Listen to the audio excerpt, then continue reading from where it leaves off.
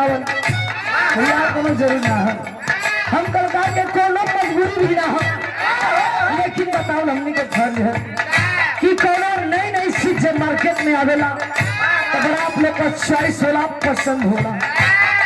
लोग कहलन चाहे खाना होके, चाहे पीना होके, चाहे फैशन होके, चाहे गीत संगीत होके, चाहे गायक होके, चाहे गायिका होके, बड़ी आप लोग का चॉइस होला, बड़ा आप लोग पसंद करेला।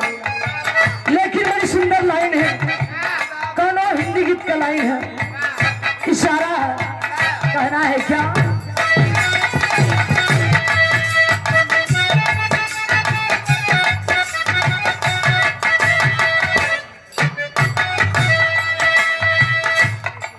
हम ऐसे करेंगे प्यार,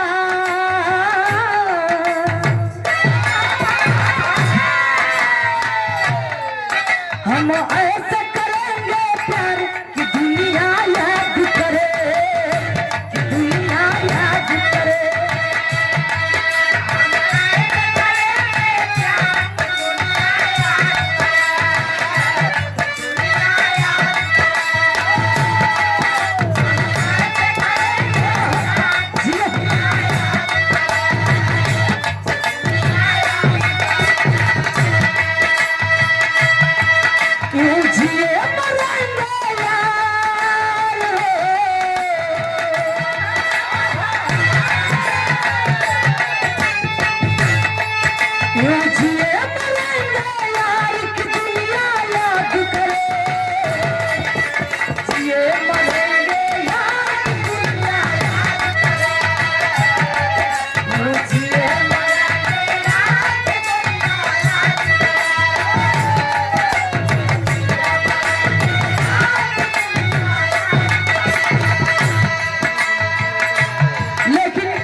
बेटी का फरियाद है।